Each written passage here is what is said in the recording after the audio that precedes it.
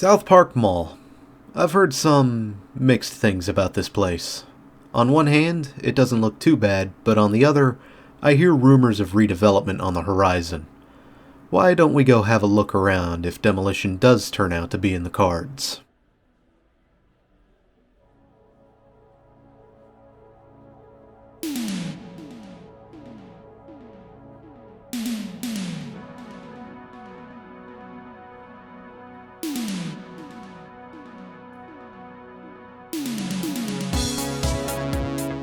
Plans for the land that Southpark Mall sits on today go as far back as the 1960s, with the region being coveted for the potential of commercial developments.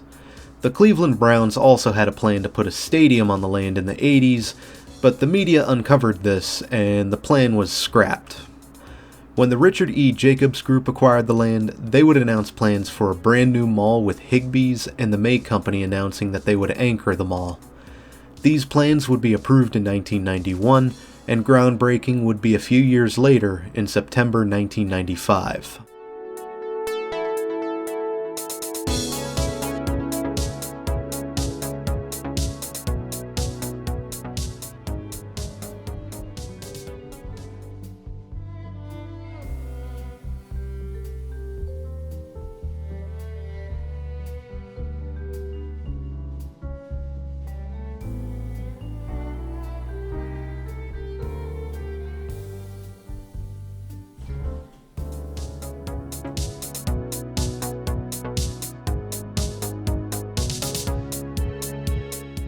The Jacobs Group put a lot of time into planning for this mall, and finally, it became a reality as it opened on October 16, 1996, originally under the name Southpark Center. Sears and JCPenney were on board as anchor stores, though instead of Higbee's, Dillard's would open in their place as they were just buying up companies left and right around this time. The May Company was also undergoing its own trials at the time, and in its place would come Kaufmann's. The mall would boast over 100 stores as well as a food court, and developments would sprout around the mall, bringing in Kohl's, restaurants, smaller stores as outparcels. There was even room for a fifth anchor to be constructed, which would eventually see Dick's Sporting Goods set up shop in 2006. The mall quickly took off and would become known for its massive entrance canopies, wide open barrel ceilings with large skylights, and even landscaping. Although not the most colorful mall, the interior is still quite grand even today.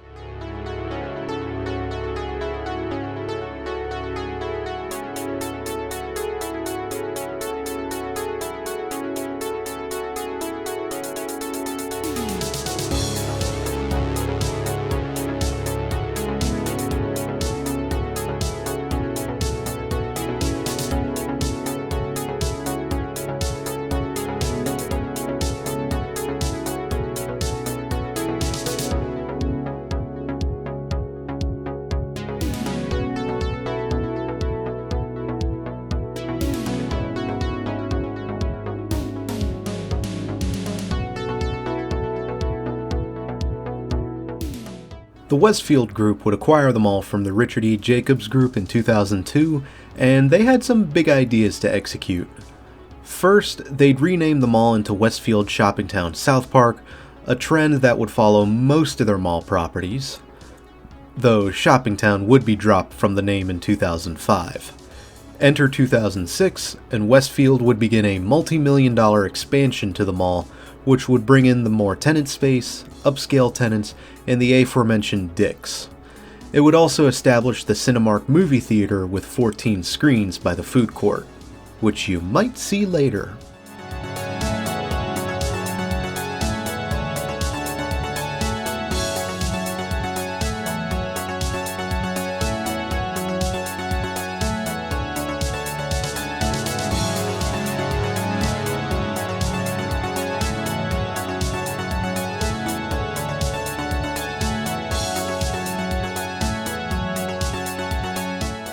Enter 2012, and we would see ownership change again, this time from Westfield to Starwood Capital Group.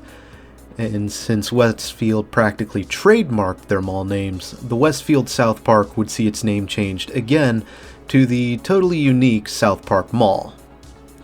While things would be relatively quiet for the time being, Starwood seemed more focused on redeveloping an old shopping center on the edge of the land, replacing an empty Giant Eagle with new shops which included Vitamin Shoppe, DSW, and Michael's, among others.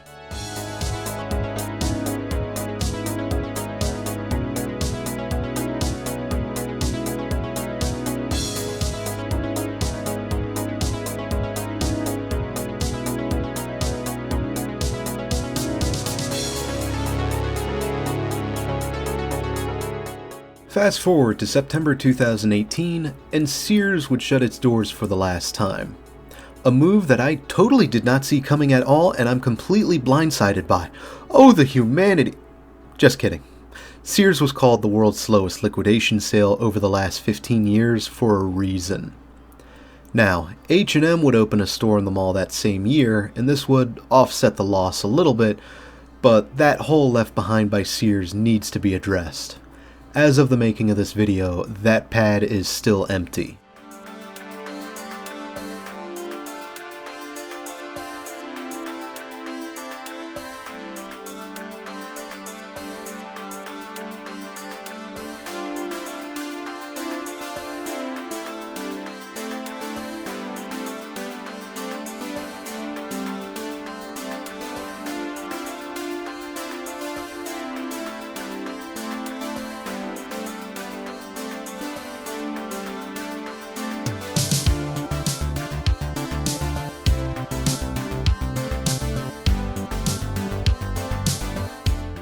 In April 2021, Starwood Capital would sell the mall off, and ownership would change yet again to Kai's Capital LP.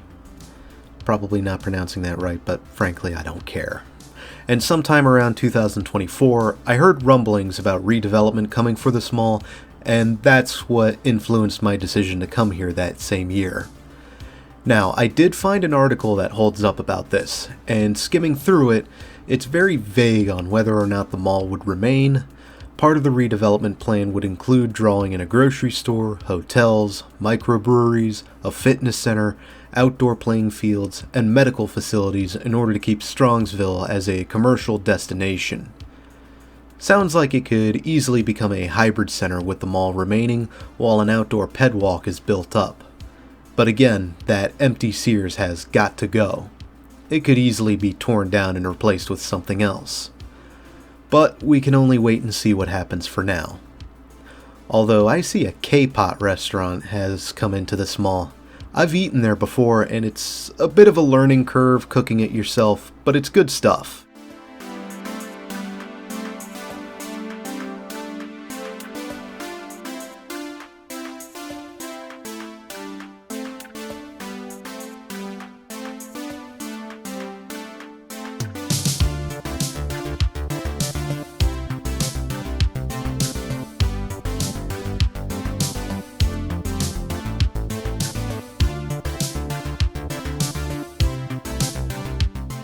You know that sign for the Incredible Burger? I decided to have that for dinner while here.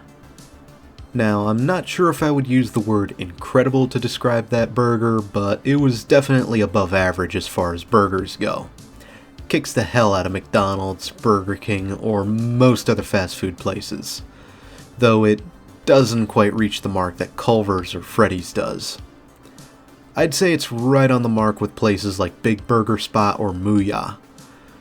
As for the mall itself, I approve.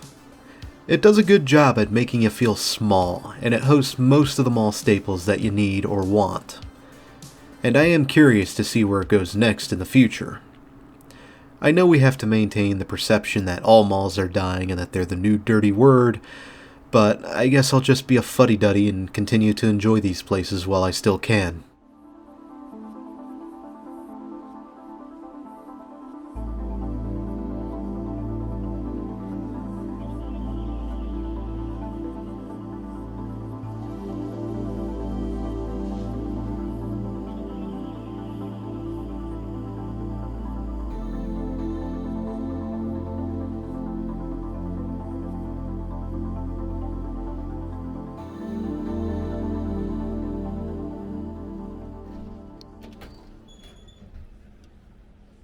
And that'll just about do it for this place.